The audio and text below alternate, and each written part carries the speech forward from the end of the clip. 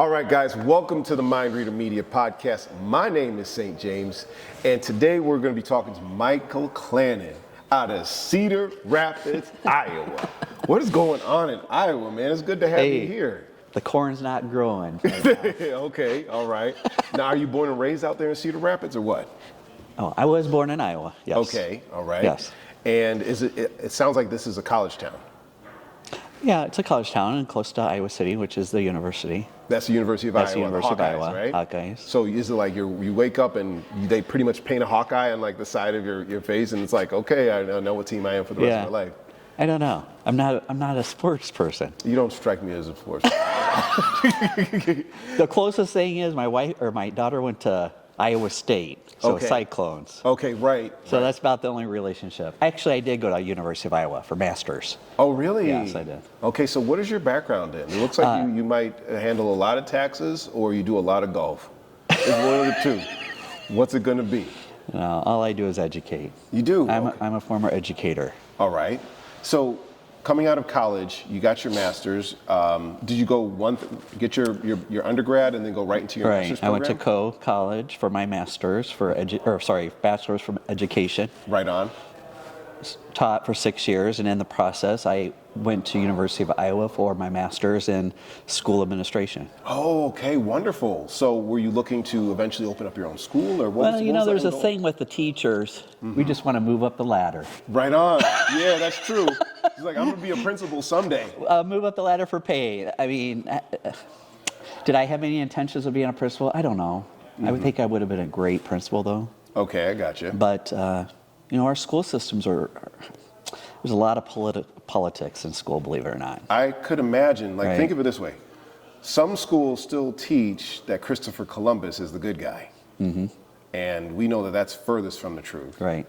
And it's hard to have a macro view of America. Like, America, we know, is a great country, but it's not a perfect country.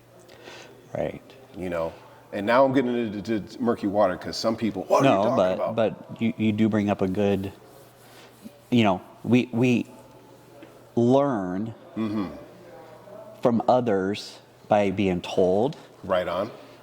So just because, we're taught things, we're not always taught the correct information. Right. That's true.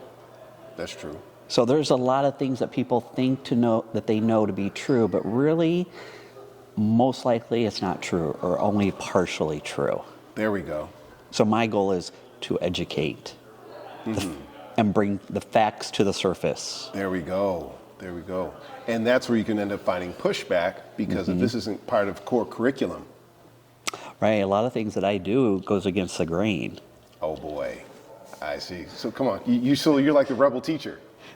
Well, yeah. I mean, I'm dismissifying what people have been told all these years, generation after generation, about money, for example. Hit me. Okay, what? Give me a specific, if possible, about a money concept that is either untrue, underproven. I don't know if that's the right word, but people are miseducated about. What is the miseducation of finances here? Well, first of all, people don't know how money works. Okay.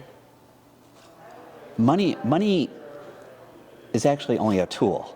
Okay. It's printed on paper that we say is worth so many dollars. It's cotton. It's cotton. Yeah. That's all it is. Right. Right? So that piece of cotton, we're able to use it for goods and services, exchange. That's right. It's only a means for an exchange. Before, when there was no currency, it was bartering. Right. I give you 2 chickens for 1 telephone pole. Okay. Oh, wait. Do they have telephone poles back then? No, they really did. They really did. I get it, though. Right? But some people might think there were telephone poles back then. That's true. There's some people that think that the earth is flat. Right. Okay. But no, I mean, but it is, so educating people about how money works. Money, in some people's mind, is, what do you call that? Sorry. No problem. The root of all evil. Right. No. It's not. No. If you love money, that's the root of evil. Right. what does money do? What can it do for you, your family, charities? You know, it's just a resource. How can you use that as a tool to help others? Right on. That's right. Right?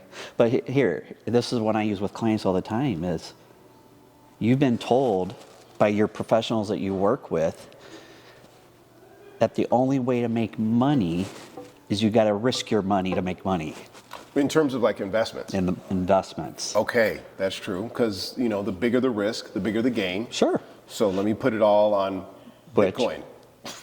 Bigger the gain, but guess what? You got to take the flip side with that. Exactly. Bigger the loss. Right. I was reading today that Bieber, the singer, spent $1 million on a piece of digital artwork, an NFT, and now it's worth $62,000 or $620. Either way, Right. It's a massive loss. Like, how do you even comprehend that? And like, how could you make something like that safer? How could you teach somebody like that to get into safer levels of thinking? Well, I mean, the thing is, the things that we're taught in mainstream society is we have to risk our money. The thing is, there are no guarantees. Right on. Right with on. the things that people are doing. You and I are not in control. Okay. Right? We're not in control of the market. We're not in control of inflation. We're not in control of where taxes go. But the thing is, James, you can be in control. Right. If you're using the correct vehicles. There are vehicles that will allow you to take control, so we don't have to worry about what the market does. We don't have to worry about where taxes go to in the future. Okay. I see what you're saying. And we can grow monies guaranteed without risk. So we're taught that we have to risk our money and things to get ahead. And that is BS. So here's what we're going to do. We're going to take a quick break. Yep. And then I want you to tell me about some ways that I can help myself get in control of my money. Because Perfect. I want to be in control of my money. I don't want my money to be in control of me. I'm not sure if you've ever known that before, but Yep. I like being in control. Yep. All right. We'll be right back. All right. So now we're back here, Michael, and you're going to tell me how to get in control of my doggone money. What am I supposed to do to get in control of it, man? Come on, help me out. Well, right now you're not. Okay, I understand that. You are not in control. Okay, what does that phrase typically mean? Let's first Well- get the origination of that phrase. Why am I not in control of my money? Because of the places that you put it. Put it in a bank, man. Right. Control. Well, that's a great lead in here. A bank is where you put your money. Yes. Is there a risk to have your money in the bank? Minimal. I have under $250,000 in Yeah. my bank. That's about it. Is it a risk? Trick question. Then yes, there is a risk, but I just don't know what But it why? is. I don't know what it is yet. Right. The risk is money is not a place to store your money. A bank is not a place to store your money. A bank is not a place Because to store what's the money. risk? How much is the bank paying you to keep your money in the bank? 0.04 or 5% if it's a savings Man, you're account. lucky. Okay. maybe 0.04. I don't know. I don't know. I remember I had a lump sum of cash from selling a house. And I was like, look, I need to put this somewhere because I will spend it way too fast. And I put it into either it was like a CD or it was some type of account. And they were like, yeah, you're going to get 5%. Yeah. I was like, this sucks. I've got $10,000 sitting in this account. And you mean to tell me I have to keep it in here for 3 years? Yes. And I'm only earning 5% or whatever it was, or 0.05%, man.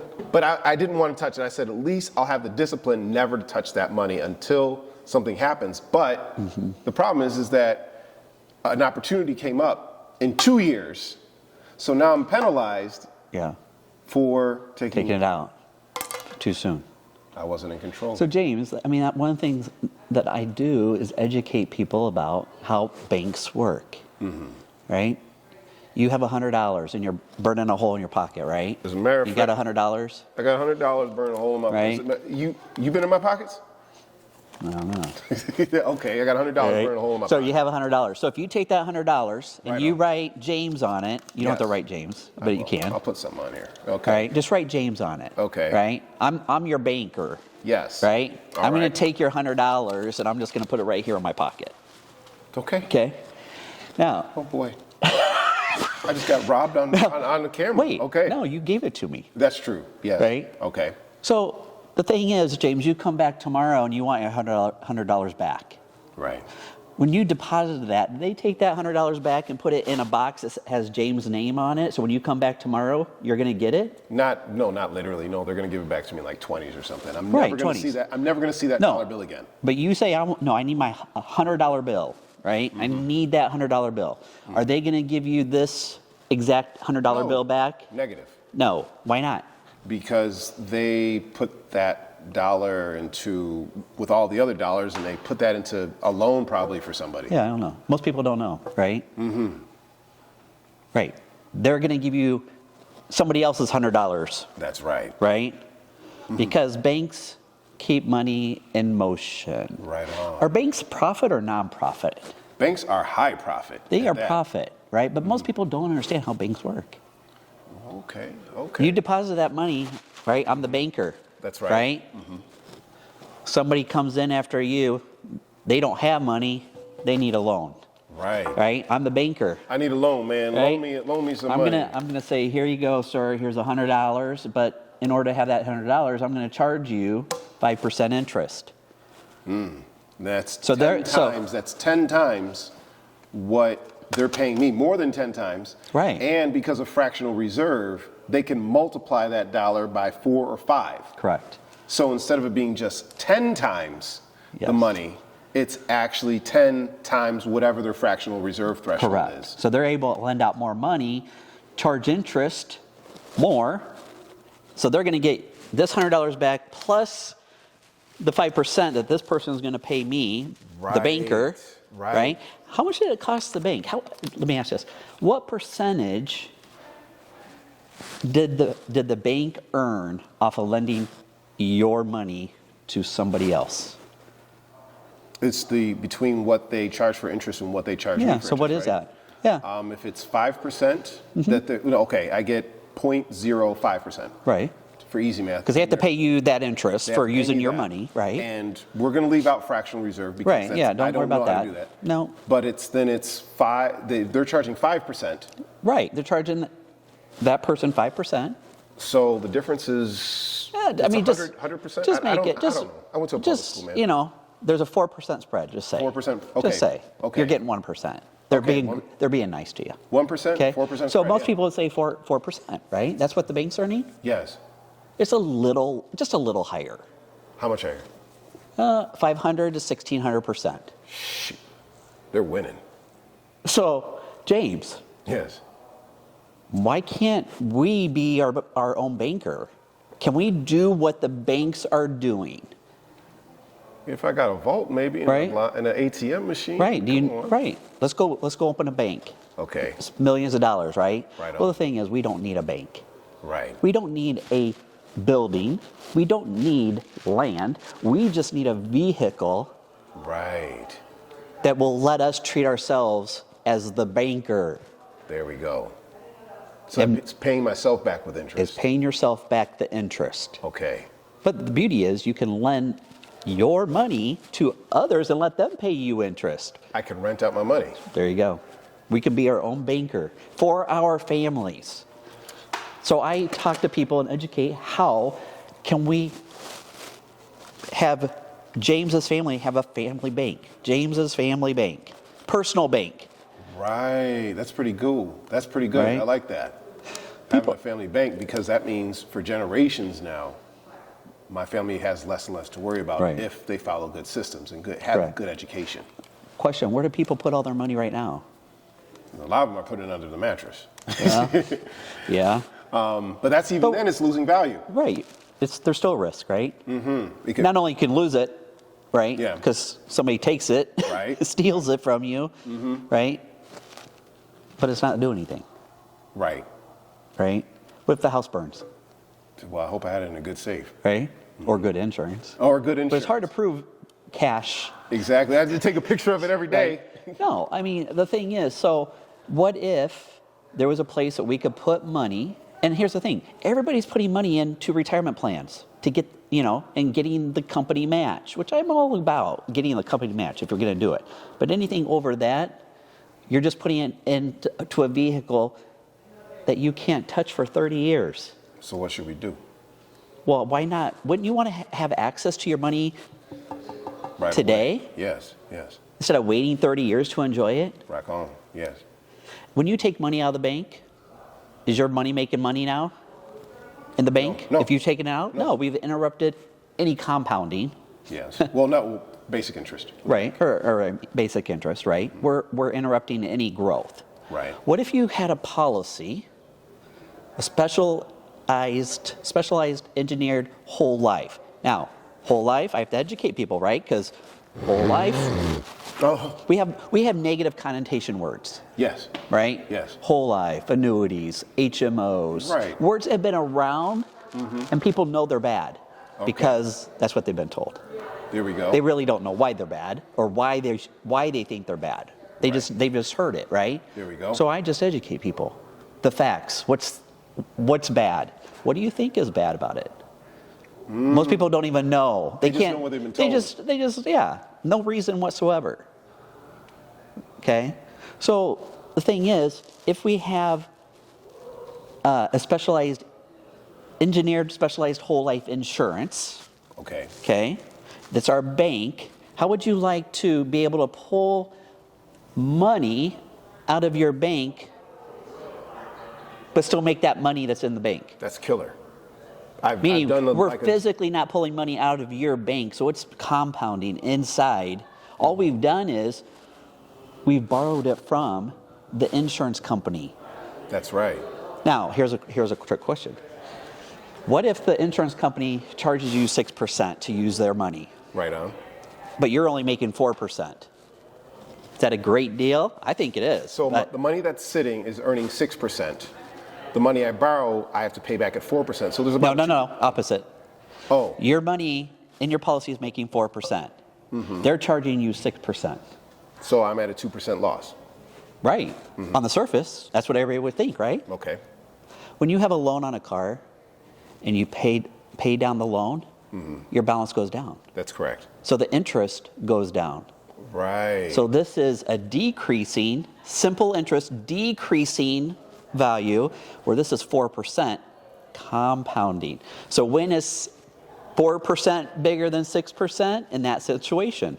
I'm earning 4% Because of compounding, and I'm being charged 6% on a decreasing level, simple interest. Again, people just need to know the facts. That is killer. So here's what's up. Michael, people want to learn more. People need, yep. The mind readers want to know more. How can they reach out to you? How can they find you? Just go to our website, SafeMoney123. SafeMoney123. That's a big solution right there. And on Instagram, you are, how do you spell it? MCLEO5. All right. It's just my initials of my kids. All right. I love it. Okay. Well, my name is St. James. This has been the Mindreader Media Podcast. You've been listening to Michael talk all about great investment. Well, it's not even It's not investment. It's a tool. It's a tool. Well, if you want to learn more about this tool, you know how to reach him. Thanks so much, brother. Thanks. And I will see all of you on the next one.